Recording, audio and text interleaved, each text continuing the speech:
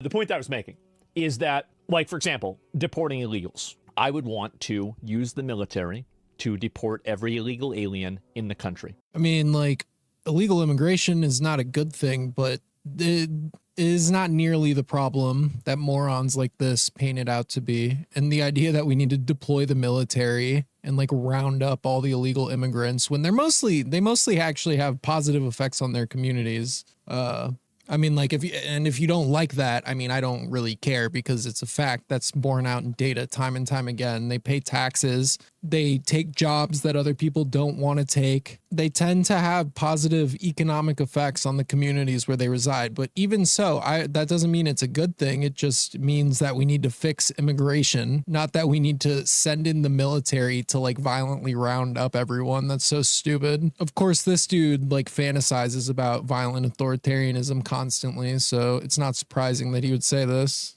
That's what I would want to do. That's one example. Another example is that I would want to bring back insane asylums. We have mental health care facilities in this country already. He actually just wants a camp to throw people who trigger him because he's a loser. This insane asylum, bring back the insane asylums, like talking point. I'm convinced that this is just like their idea of like a concentration camp. Like they want a place to throw everyone who triggers them into. That's all that this reads to me, because like you don't see them pushing for like mental health care reform or anything of that nature. All they want is to throw people who trigger them on the internet into a camp, and that's what this is. I would want to bring back insane asylums and put crazy people in insane asylums. You would be first in line, Asmongold. That's another really big one. And I would reduce foreign aid by about 80%. This is obviously stupid. Like, there's a reason we do foreign aid. It's mostly self-interested. It's not like we're just doing charity work. It allows the United States to exert influence around the world, which gives us allies, which just makes life for Americans better in countless ways. So many ways it's actually impossible to even conceptualize.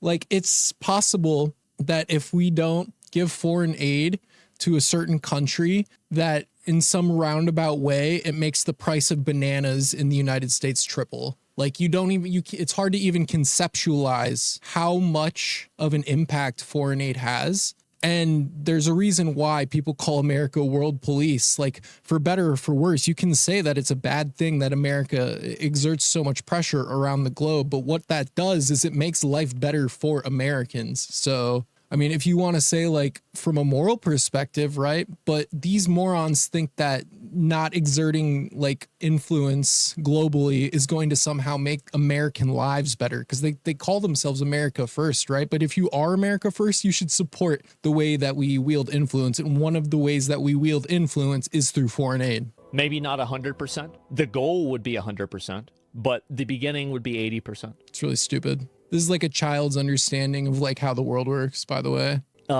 I would completely remove any illegals from the census as well. I would even take people that were residents of the country.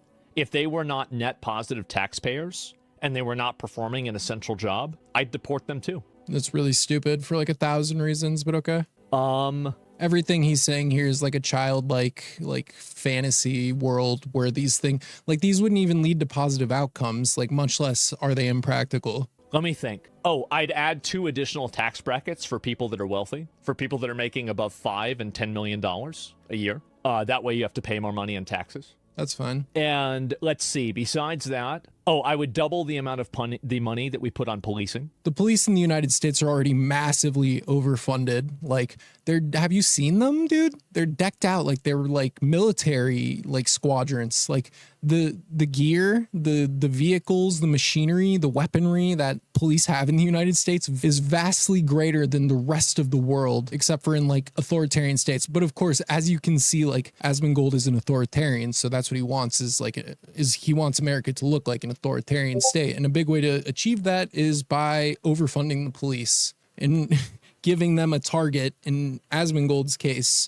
migrants to crack down on, which they're doing right now. So I would do that instantly. And you don't perform an essential job? Well, no, I don't, but I'm also a citizen. So I wouldn't be deported because I'm not a resident. Like, that's why I said... Unfortunately, man, I'm starting to think that we do need to start deporting these, like, conservative grifters. Maybe we need to make a law where anyone who publicly advocates for sending people to Salvadorian prisons needs to spend, 6 months in one themselves first before they're allowed to say that publicly. I'd be down for that. Harsher punishment. Oh yeah. If you steal from a store, instant mandatory prison time. Even if you stole a paintbrush. What does that even mean though? Like, dude, he sounds like an actual 5-year-old. Like, tough on crime. I want a guy who's tough on crime, guys. Gotta be tough on crime. Like, this is what you get when you give political influence to a person whose entire audience is comprised of people whose biggest problem in life is the fact that a character in a video game is a black guy or a woman. Like, this is what you get. This is the quality of political commentary you get from someone like this. This is so stupid.